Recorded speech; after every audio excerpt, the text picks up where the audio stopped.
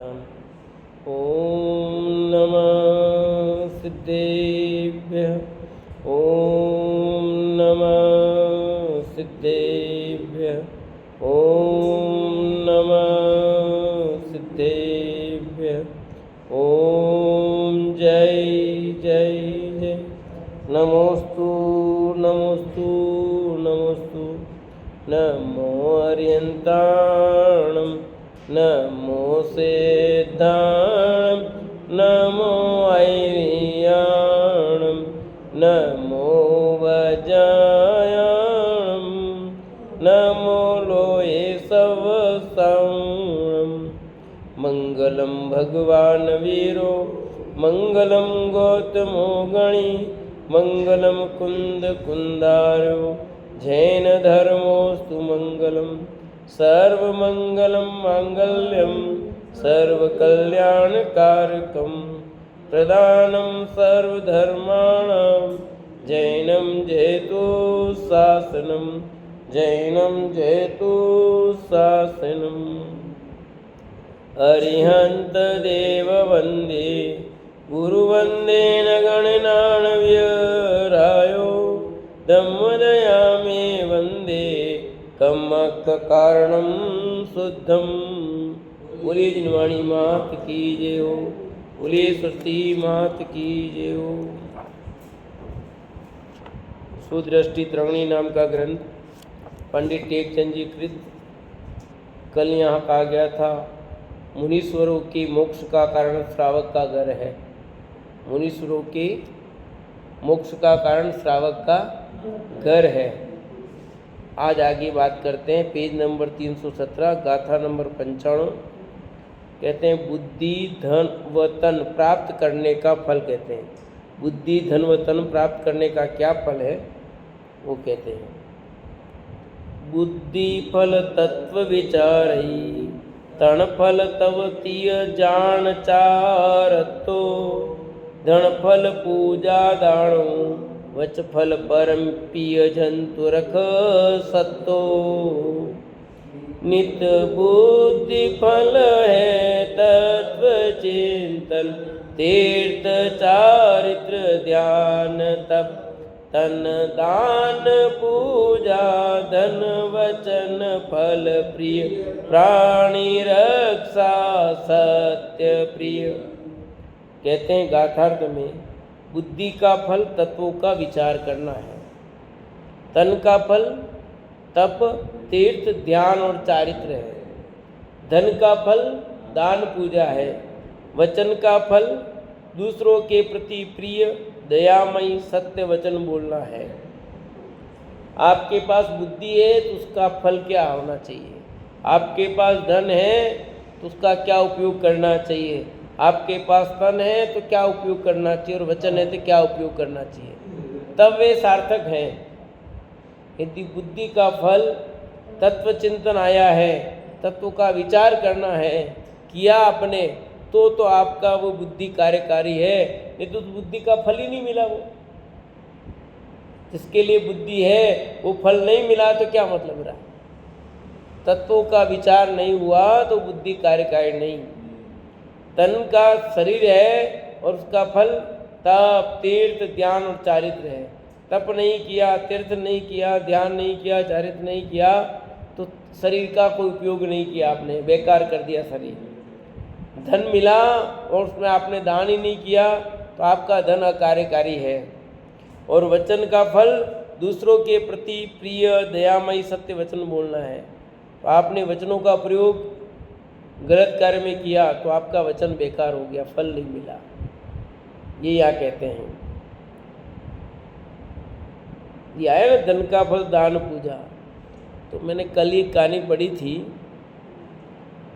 एक सेठ के घर पर एक व्यक्ति कार्य करता था, बहुत ईमानदार था वो, और सेठ जी की वहाँ सेठ जी भी प्रसन्न थे और वो भगवान का भक्त था, किसी प्रकार की बेईमानी नहीं करता था, अच्छा था। तो वो उसने विचार किया कि मैं यात्रा पे जाऊं। तो यात्रा का प्रोग्राम बनाया। सेठ जी ने कहा ये जा रहा है तो चलो सेठ जी तो कंजूस थे, तुमने कहा कि 100 रुपये दे दिए, अपन तो नहीं जाते, ये जा रहा है। तो उसने कहा कि ये 100 रुपये तुम भगवान को वहाँ चढ़ा देना। जैसे अपने भी जाते हैं समय सिकर, तो अपन कहते हैं कि भाई समय सिकर हमारे दान रसीद कटा देना। उन सेठ जी ने भी कहा कि भाई हमारे ये 100 रुपये 100 रुपये दे देना। वो जा रहा था तो रास्ते में कुछ लोग भूखे थे, बहुत दुखी हो रहे थे, तड़प रहे थे। तो उसने विचार किया 100 रुपये सेठ जी ने दिए ही है तो मैं कुछ इनको, तो उसने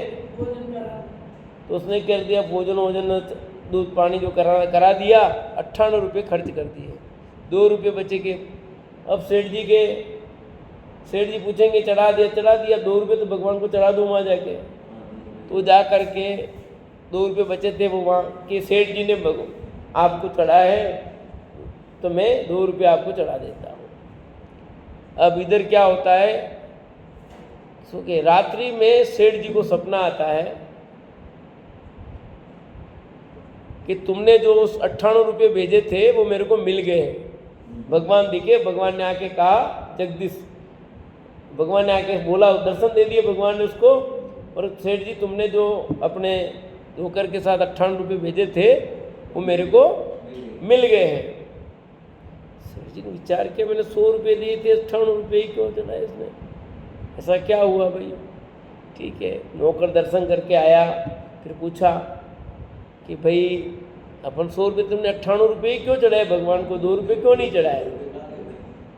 तो फिर उसने सब बताई बात, ऐसी सी बात हुई। तो उन्होंने कहा नहीं तुमने बहुत बढ़िया क्या, तुम मेरे दर्शन हो गए उसके खातिर, तुमने गरीबों को भोजन कराया तो मेरे पैसे सार्थक हो गए और मुझे कम से कम भगवान के दर्शन हो गए। तुम 100 रुपये सीधे भगवान को चढ़ाते तो मुझे दर्शन होते ही नहीं भगवान के। तुमने 2 रुपये चढ़ाए, 98 रुपये तो जो गरीबों को भोजन कराया तुमने, जो भूखे प्यासे उनको भोजन कराया ना, तो वो मेरा सार्थक हो गया। तो यहाँ कहते हैं कि अपने पैसे का दान किया उसने तो वो सफल है। आपने दान नहीं किया ना, ऐसे इकट्ठे कर रहे हो, जबरदस्ती कर रहे हो, तो क्या मतलब है। पैसे इकट्ठे करो और उसका उपभोग नहीं हो रहा है, इकट्ठे कर मंदिर में करो, कहीं भी करो, और उसका काम नहीं कर रहे हैं, तो क्या काम का वो पैसा। वो मंदिरों में देखो अरबों की संपत्ति पड़ी है कई मंदिरों में, है कि नहीं। अब रोज कितना दान आ रहा है लोगों के पास में। आज एक बार 600 करोड़ रुपए वो जेके ज्वेलर्स के यहाँ पकड़े गए, 600 करोड़ रुपया। बोलो, कल वो नेताजी के एक पीए के पास में 30 करोड़ रुपए केस पकड़े हैं। मैं एक आधा अपने को दे दे 6-7 करोड़ रुपए तो अपना मंदिर बन जाएगा, सब काम हो जाएगा यहाँ पे। तो ये सब इतने दिन लेके बैठे हैं, अपने को कहीं जाना नहीं पड़ेगा, कुछ नहीं, 5-7 करोड़ दे दे अपने को, है अपने को दे दे तो अपने को सब बन जाए। ये सब देखिए थोड़ा थोड़ा मांगने जाना पड़ रहा है। देखो भाई, आप जाओगे कोई नहीं देगा, बहुत मुश्किल है। वैसे छापे में कितना निकलता है, 2 नंबर का पैसा किस तरह से लोगों ने करोड़ों रुपया घर पर रख रखा है, करोड़ों रुपए ऐसे रख रखे हैं। और यहाँ देखो दुखी हो रहे लोग, क्या करेंगे, इतने रुपए रख रख के घर में करेंगे क्या, ये समझ में नहीं आया। वो चले जाएंगे ऐसे ही पड़े रह जाएंगे। इसलिए कहा कि धन का फल तो दान पूजा है भैया।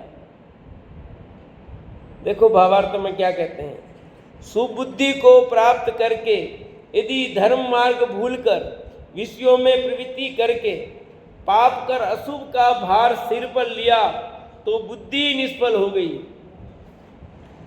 क्या कहा, सुबुद्धि को प्राप्त करके यदि धर्म मार्ग भूलकर विषयों में प्रवृत्ति करके पाप कर अशुभ का भार सिर पर लिया तो बुद्धि निष्फल हो गई। आपकी बुद्धि बेकार हो गई भैया। क्या काम की बुद्धि फिर है। हाँ, कुबुद्धि होगी ना, सुबुद्धि रहेगा आपकी। जिसके लिए बुद्धि मिली उस बुद्धि का आपने सदुपयोग नहीं किया तो क्या काम का वो भजन भी आता ना, आँख किसके लिए मिली, कान किसके लिए मिले, पैर किसके लिए मिले, हाथ किसके लिए मिले हैं। क्या आपको जिन हाथों से भगवान की पूजा नहीं की, प्रक्षालन नहीं किया, तो वो हाथ किस काम के हैं? पैर मिले और तीर्थ यात्रा नहीं की तो पैर किस काम के? कान मिले, जिनवाणी श्रवण नहीं किया तो क्या किया? आंख मिली और जिनवाणी का पठन नहीं किया, भगवान के दर्शन नहीं किए तो क्या काम के? हो गया कि नहीं हो गया? वही बात यहाँ करें कि बुद्धि मिली आपको और आपने उस बुद्धि को पाप में लगा दी तो बेकार हो गई। जिन भव्य जीवों ने बुद्धि प्राप्त कर तत्वों का विचार कर पाप कर्म का क्षय व पुण्य का संचय करके मोक्ष होने के उपाय का चिंतन किया, उन्हें ही बुद्धि प्राप्त करने का उत्कृष्ट फल प्राप्त हुआ है। कि उन भव्य जीवों ने जिन्होंने बुद्धि मिली और बुद्धि को धर्म मार्ग में लगाया, जिनवाणी का श्रवण किया, पठन किया, मनन किया, लेखन किया, अपनी बुद्धि को सदमार्ग में लगा दिया, तत्वों का विचार किया, पाप कर्म का क्षय किया, पुण्य का संचय किया, मोक्ष होने का उपाय किया, वो बुद्धि का फल मिल गया, वो बुद्धि कार्यकारी हो गई, बाकी तो बुद्धि निरर्थक हो गई। Page number 317। बुद्धि सदुपयोग तभी कहलाएगी भैया, ज्ञान मिला, उस ज्ञान का सदुपयोग नहीं करोगे तो क्या हो जाएगा? निरर्थक हो जाएगा, कुछ भी करो तो। जो चीज़ मिली है जितने समय के लिए उसका उपयोग नहीं करोगे तो वो चीज़ वो खराब हो जाएगी। होगी कि नहीं होगी? आपके घर में भी कई चीज़ें होती खराब हो जाती है, पड़ी पड़ी नहीं होती है, उसकी मर्यादा है। आपने काम में ली, नहीं पड़ी है, वह काम आएगी, अब पड़ी पड़ी वो खराब हो जाएगी। आपने साड़ी लाए, मौका पड़ेंगे, उसको पहनी नहीं तो पड़ी पड़ी भी साड़ी खराब होगी कि नहीं होगी? बोलो, कपड़ा खराब होगा कि नहीं होगा? एक बार पहनी शादी के समय, फिर वापस, अब फिर मौका देख लो, वो पड़ी पड़ी अंदर ही खराब हो जाती है। तो ऐसी चीजें है ना, तो आपने जिसके लिए लाया उसको करो ना उपयोग। बुद्धि मिली है तत्व चिंतन के लिए, उसका करो। पाप में लगे क्या कर रहे हो? मनुष्य शरीर को प्राप्त कर यदि अनेक पापकारी स्थानों में प्रवर्तन कर, दूसरों को कष्ट देकर, दूसरों का धन चुराकर, पर स्त्री रमण कर, तीर्थ स्थान मानकर, पाप स्थानों में भ्रमण कर इत्यादि पापाचार में कार्य कर अशुभ कार्य का बंद किया तो तन पाना नहीं पाना एक समान हुआ। प्राप्त हुआ शरीर व्यर्थ गया। यदि शरीर प्राप्त कर निहिंसक, अहिंसक, आरंभ रहित, दयाभाव सहित अंतरंग तप छ, बहिरंग तप छ, इन 12 तपों को किया तो तन सफल है। शरीर किसके लिए मिला? और जिसके लिए शरीर मिला वो शरीर का उपयोग नहीं किया तो शरीर बेकार हो गया ना। अब शरीर मिला, आगे मिले, पड़े हो, आराम से उठते हो, फिर दिन में सो जाते हो, रात में पड़े रहते हो, कुछ नहीं करते तो क्या मतलब है? मनुष्य शरीर प्राप्त करके अनेक पापकारी स्थानों पर कदाचित सक्रिय भी हुआ तो पाप कार्य में लगा दिया पूरे शरीर को, तो भी बेकार गया। दूसरों को कष्ट दिया तो भी बेकार हो गया। दूसरों का धन चुराने में आपने अपना शरीर का उपयोग कर दिया तो भी बेकार गया। पर स्त्री रमण में पर पुरुष के साथ कार्य करने में समय लगा दिया तो भी शरीर बेकार गया। तीर्थ स्थान मानकर पाप स्थानों में भ्रमण कर, थे तो तीर्थ स्थान नहीं पर लगा दिया तीर्थ स्थान, गए पाप स्थान में और तीर्थ स्थान मान करके तो क्या होगा बताओ? जाना है कहाँ पर और जा कहाँ रहे हो? समय शिखर की यात्रा जा रहे हो, है ना? जा कहाँ रहे हो? देखो पढ़ा कि नहीं पढ़ा सब है? अरे भाई, आपको शरीर मिला तीर्थ यात्रा के लिए, तो तीर्थ यात्रा के नाम पर तुम भ्रमण करोगे तो क्या होगा? और तीर्थ यात्रा में सब दूसरा भी जाओगे करोगे तो क्या होगा?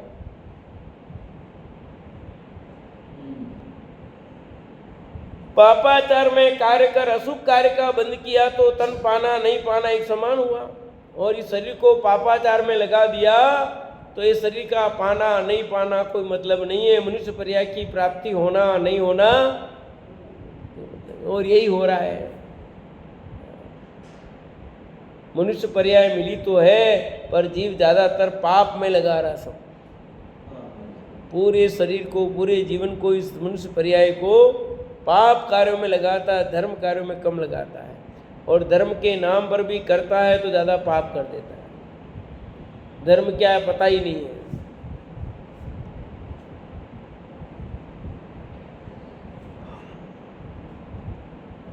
दया भाव नहीं रखता तो क्या मतलब है?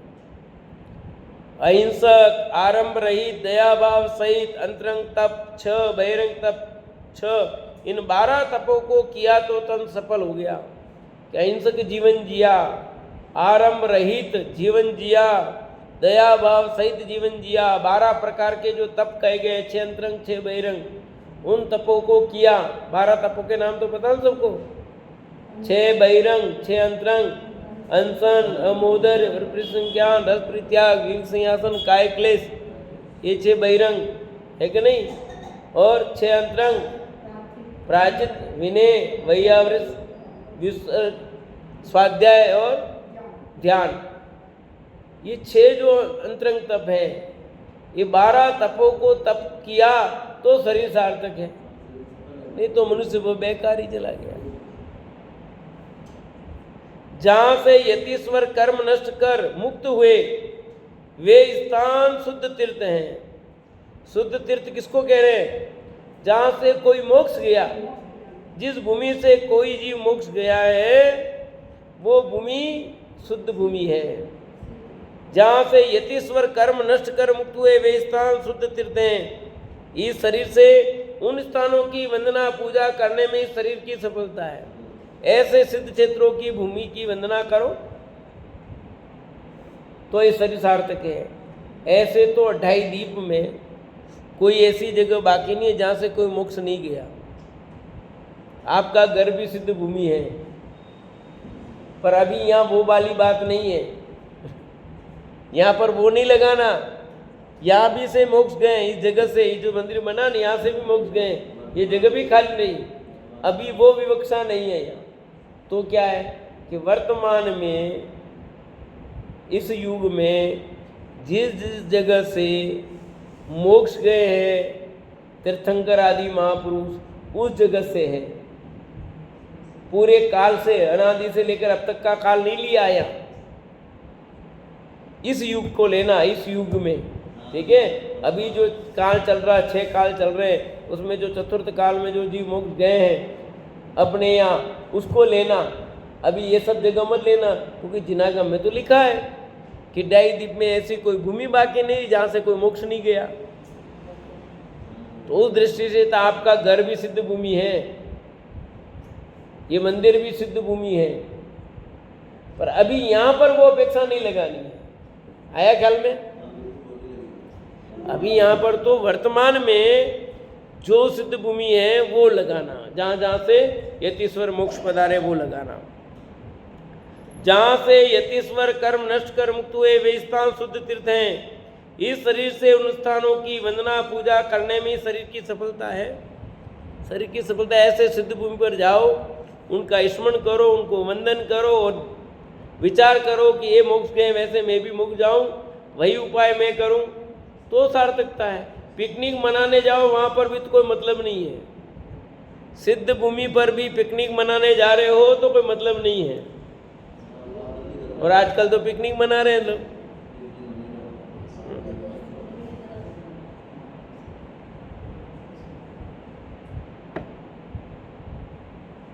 जिस शरीर से विकराल भेष धारण कर, पाप पाखंड धारण कर दूसरों को भयभीत किया, वह शरीर तो व्यर्थ है। क्या लिखा? जिस शरीर से विकराल भेष धारण किया तुमने, पाप धारण करके दूसरों को भयभीत किया, वो शरीर तो कोई मतलब नहीं, व्यर्थ है, उसका तो कोई उपयोगिता नहीं है। परंतु शरीर से कायोसर्ग मुद्रा तथा पद्मासन मुद्रा धारण कर समता भाव पूर्वक अन्य जीवों को विश्वास उत्पन्न कर सुखी किया, धर्म ध्यान शुक्ल ध्यान रूप भाव सहित ध्यान किया, वह काय सफल है। ध्यान कौन सा करना? 4 प्रकार के ध्यान है, आर्त ध्यान, रौद्र ध्यान, धर्म ध्यान और शुक्ल ध्यान। तो आर्त ध्यान और रौद्र ध्यान छोड़ दो। क्यों? क्योंकि वे संसार के कारण है। किसके कारण है? संसार के कारण। इसलिए यहाँ लिया धर्म ध्यान और शुक्ल ध्यान, कि जिस शरीर से तुमने धर्म ध्यान किया, शुक्ल ध्यान किया, वो शरीर सार्थक है। कायोत्सर्ग मुद्रा लेना, पद्मासन मुद्रा धारण करना, संताभाव पूर्वक अन्य जीवों पर विश्वास उत्पन्न कर सुखी करना, उनको स्वयं सुखी होना, वो काय सफल है। नहीं तो इस काय का प्राप्त करना कोई मतलब नहीं है। पंच महाव्रत, पंच समिति, 3 गुप्ती, ये 13 प्रकार के चारित्र तथा 12 प्रकार के व्रत जिस शरीर से बने उस तन को प्राप्त करना सफल है। 13 प्रकार का चारित्र जो कहा है, वो 13 प्रकार का चारित्र धारण करो तो ये शरीर सार्थक है। 5 महाव्रत, 5 समिति और 3 गुप्ती, ये 13 चारित्र कहलाते हैं। तो 13 प्रकार का चारित्र धारण नहीं किया तो क्या मतलब इस शरीर का? जिस धन से पापारंभ रूप क्रिया करके परभव के लिए दुख उत्पन्न किया, वह धन व्यर्थ है। धन मिला और उस धन को आपने किस में लगाया? ज्यादातर तो सब अपना हिसाब लगा लो। सब आपन जितना कमाते हैं उस कमाने को किस किस में लगाते हैं। कल आया था अखबार में, अपनी राशि का कैसे करें सेविंग, 30 30 30 10 ऐसे आया था कि आप लोगों को अपने धन का प्रयोग 30 30 30 10 में करना चाहिए। 30% तो आपके रोजमर्रा खर्च में करो, 30% निवेश करो, 30% तुम्हारा पेंशन के लिए रख लो अगली, और 10% तुम्हारे अन्य में कर खर्च करो, निवेश काम। तो वहाँ पर भी कह रहे कैसे करो। सरकारी यहाँ है, वो सरकारी बात बता रहा हूँ। यहाँ तो कह ही रहे, यहाँ पर भी ऐसा नहीं कहा जितना कमाओ पूरा दान कर दो। अधिकतम 25% कहाँ है? अधिकतम कितना का है? 25% दान करना चाहिए। कमाओ जितना प्रॉफिट है उसका 25% दान करना चाहिए। परंतु कौन करेगा? अधिकांश पैसा अपन किस में खर्च कर देते हैं? पाप कार्य में कर देते हैं। धर्म मार्ग में नहीं करके पाप कार्य में करते हैं। अभी आया था कि टैक्स, तो हम जनता से टैक्स ले रहे हैं, वो दान ले रहे हैं, उसका पैसा हम जो भूखे हैं उनको भोजन करा रहे हैं। सरकार उस काम में कर रहे हैं, इस काम में लगा रहे हैं। हम असहाय को सहायता करें, टैक्स लेंगे तो करेंगे ना, विकास कैसे करेंगे? सरकार टैक्स लेती है, टैक्स लेती है मतलब डोनेट है, दान है आपका एक तरह से। तो पर अपन क्या करते? टैक्स बचाओ। उस सरकार जबरदस्ती ले रही है, लेना ही पड़ेगा, नहीं लेगी तो कैसे क्या चलेगा काम? लोगों को तनख्वाह कैसे देगी? विकास के कार्य कैसे करेगी? तो ऐसे ही यहाँ पर स्वेच्छा से कहा गया है, वो सरकार ने तो आपको देना ही देना है, नहीं चलेगा नहीं दोगे तो आपके आय बन रही। इसलिए लोग क्या करते? टैक्स बचा ले, 2 नंबर का धंधा करते, और 2 नंबर के धंधे में सब अभी 600 करोड़ की कमाई मिली है। किसके पास कितना मिल रहा? करोड़ों करोड़ों रुपए अंदर पड़े हुए हैं, लाखों रुपए खराब हो जाएंगे। तो वो धन क्या काम का? ऐसा धन क्या काम का जिसका कोई सदुपयोग न देश के काम आ रहा है, न धर्म के काम आ रहा है, न किसी के काम आ रहा है, और खुद के भी कितना काम आएगा? कितनी गाड़ी में घूम लेगा, बढ़िया से खा लेगा, क्या खा लेगा? पेट से ज़्यादा तो नहीं खा सकता है। बढ़िया से बढ़िया आइटम खाएगा तो कितना खाएगा? है? खाओ बढ़िया, पर लोग उसको दान पुण्य करके अपने जीवन को सफल नहीं कर सकते। इकट्ठा करके अंदर रखे जा रहे, फिर 2 नंबर 1 नंबर में ही कर लो, बढ़िया है। ऐसी बेईमानी करके इतना पैसा इकट्ठा करके करना क्या? समझ में भी नहीं आता लोगों को 2 नंबर में कितना इकट्ठा करना चाह रहे हैं। करोगे क्या उसको? इससे बढ़िया 1 नंबर में करो, बढ़िया करो, और वो मिलेगा तुम्हारे पुण्य में। तो जिस धन से पापारम क्रिया करके परभव के लिए दुख उत्पन्न किया हो वह धन व्यर्थ है। जिस धन से पापारम क्रिया करके परभव के लिए दुख उत्पन्न किया तुमने, वो तो बेकार है। जिस धन से अन्य जीवों को खरीद कर उन्हें मारा, कुर्बानी की हो, जिस धन से अन्य जीवों को बंधन में डाला हो, वो धन क्या काम का बताओ? हाँ, उस धन को, दूसरों को, जीवों को खरीद करके उनको मारा, कुर्बानी दी तुमने, अन्य जीवों की हत्या कर दी, परस्त्री सेवन किया हो, जो धन वेश्यागमन में दिया हो, नाच कराने में, गान कराने में इत्यादि विकार भाव में दिया हुआ धन व्यर्थ है। आप देखो लोग ऐसे में कितना बर्बाद कर रहे हैं पैसा। पैसा है कदाजी तो क्लबों में जा रहे हैं, वेश्यागमन कर रहे हैं, ये खोटे खोटे काम कर रहे हैं, और वो वेश्यागमन नहीं करके क्लब कहलाते हैं, डांस बार कहलाते हैं। पैसा और नोट यूँ उछाल रहे, यूँ उछालते हैं, वो लड़की डांस करती है और उस पर यूँ नोट उछालते हैं, और वो कमा जाती है, वो पागल दारू पी करके बर्बाद करके चले जाते हैं। कैसी लोग, इसलिए लिखा है यहाँ कि धन व्यर्थ है वो तुम्हारा। जो धन द्यूत रमने में दिया हो, जुआ खेलने में दिया हो, द्यूत करने में, कारण चौपट, गंजपा, शतरंज इत्यादि द्यूत कार्य के उपकरणों में बहुमूल्य देकर खरीदने में दिया हुआ धन क्या है? बेकार है। जो धन जुआ खेलने में लगा दिया, अब कितना जुआ होता है मार्केट में, रोज डेली पढ़ो। ये क्रिकेट के मैच होते हैं, उसमें कितना सट्टा लगता है, उनमें कितना जुआ खेलते हैं, हार जाते लोग और घर बर्बाद हो गए। किसी का आबाद तो किसी का बर्बाद हो गए, बर्बाद। रोड पे आ गए लोग जुआ खेल खेल के, कई लोग हैं कि इनका पैसा कहाँ गया, तो जुआ खेला, सही पता करो, सट्टा खेले। गंदी आदतें, शराब सेवन इत्यादि में।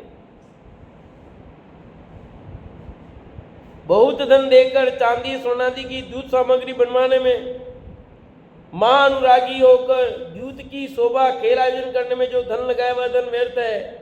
कि बहुत धन लगा के सोना चांदी की सामग्री बनवाई, किसकी? जुए की सामग्री बनवा दी, खेल की सामग्री बनवा दी, धन बर्बादी गया क्या?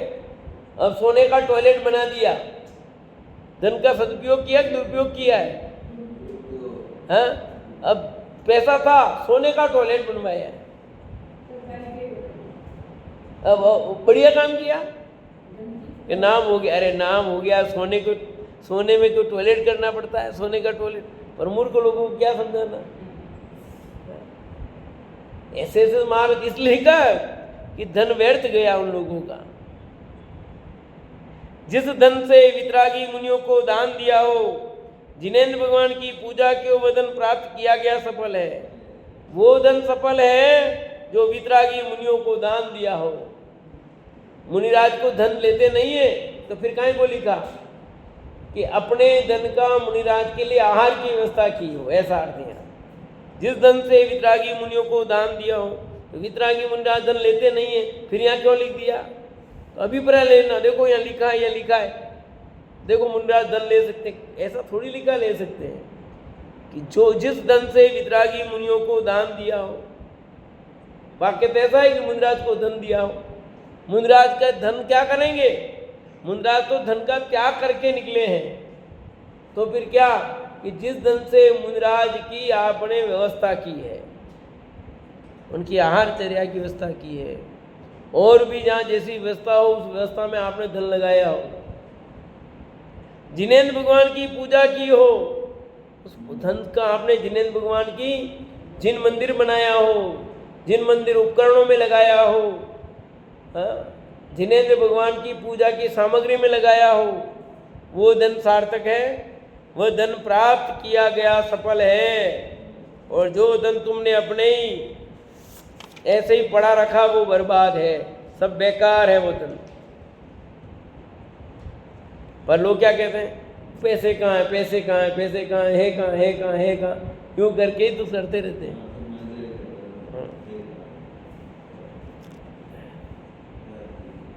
मुख पाकर, अब चौथी बात, 3 चीजें हो गई। कौन कौन सी हुई 3 चीजें?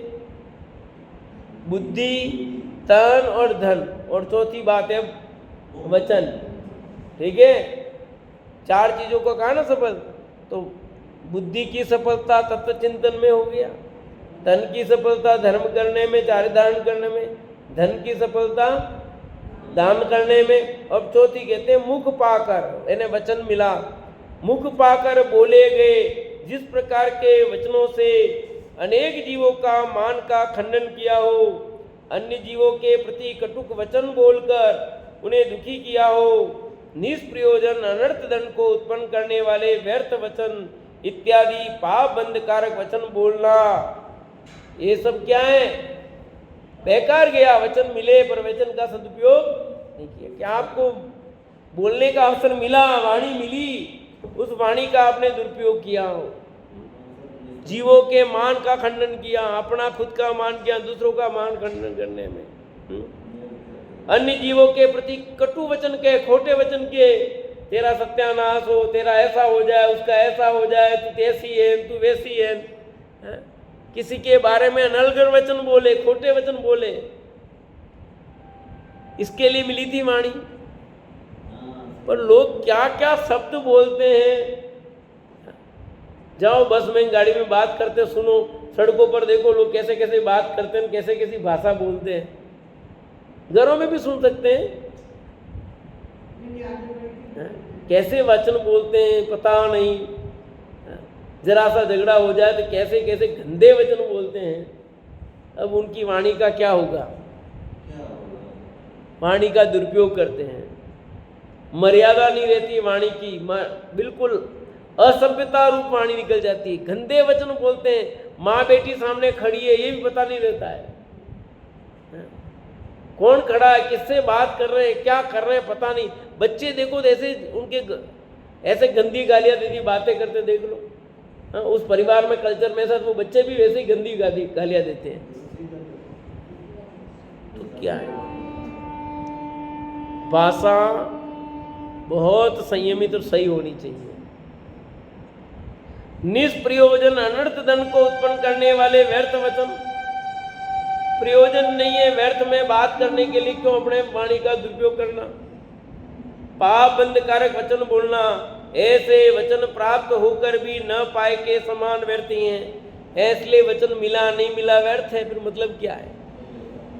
वाणी मिली और वाणी का सदुपयोग नहीं किया, दुरुपयोग किया। आपको मुख मिला शुद्ध अच्छे वचन बोलने के लिए, और उसकी जगह आपने खोटे वचन बोले।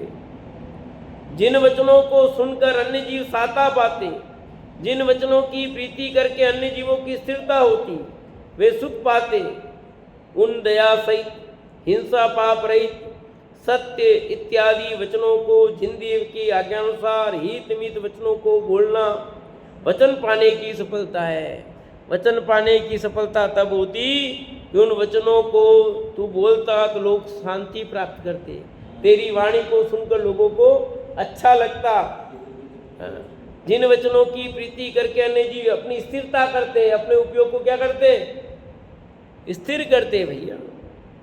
उन दया सहित, दया वाले वचन, पाप रहित वचन, सत्य आदि वचन बोलता जिन देव की आज्ञानुसार, तो तेरी वाणी सफल हो जाती। हित मित वचन बोलता तो वाणी सफल होती, पर तेने तो अपनी वाणी का दुरुपयोग किया तो 2 इंद्री भी नहीं मिलेगी, 1 इंद्री हो जाएगा।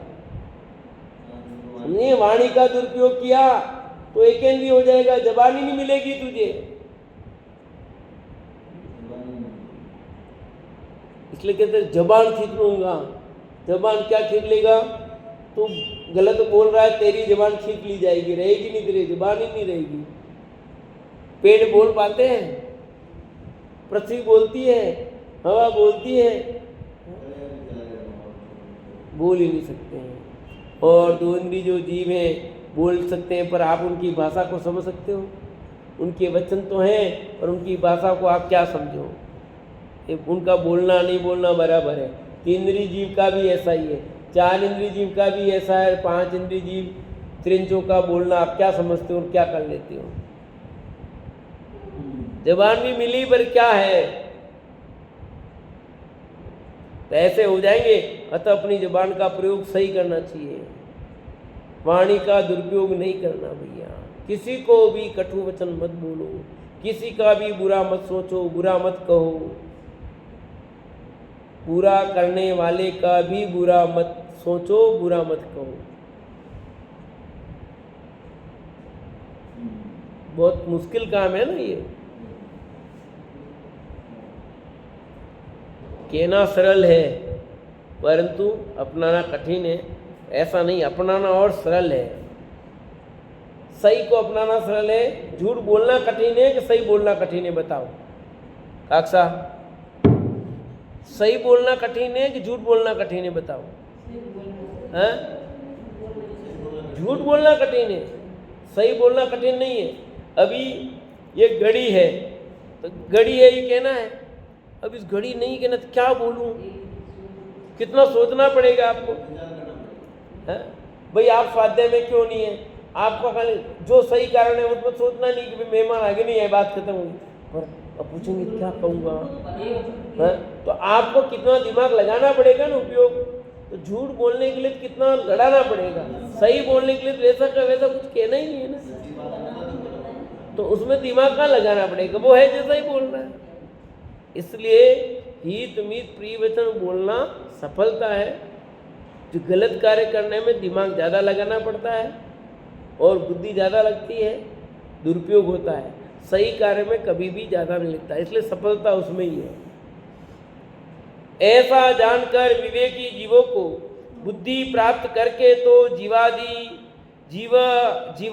तत्वों का विचार कर बुद्धि सफल करना योग्य है।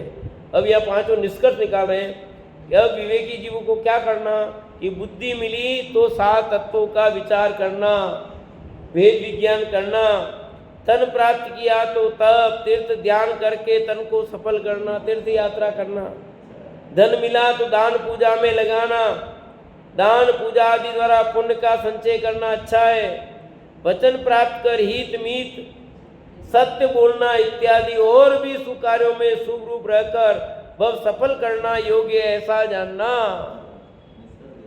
ये निष्कर्ष निकाल दिया। पहले भी गाथा मूल बात की, वो भी वापस कह रहे हैं कि बुद्धि का प्रयोग भेद विज्ञान में करो, शरीर का प्रयोग तीर्थ यात्रा में करो, और धन का प्रयोग दान में करो, अच्छे काम में, और वाणी का प्रयोग भगवान की पूजा आराधना में करो, जीवों के भलाई कार्य में करो। चारों चीज तुम्हें मिल गई है, अपने पास चारों है कि नहीं है? बोलो। है? बुद्धि है कि नहीं? तन है कि नहीं? धन है कि नहीं? और वाणी है कि नहीं? तो चारों का काम क्या करें, ये जवाब दे दिया। हम चारों का उपयोग कैसे करें तो आपका ये चारों का मिलना सार्थक है, नहीं तो ये चारों बेकार हो जाएगी। आप जितना जिसको जैसा मिला, जितनी बुद्धि मिली है उतनी बुद्धि का प्रयोग करो। किसको कम होगी, किसकी ज़्यादा होगी, किसके पास धन ज़्यादा होगा, किस कम होगा, पर जितना है उसके हिसाब से प्रयोग करो, पर करो इसमें ही। ठीक है, से चर्चा आगे चलेगी। आज का विषय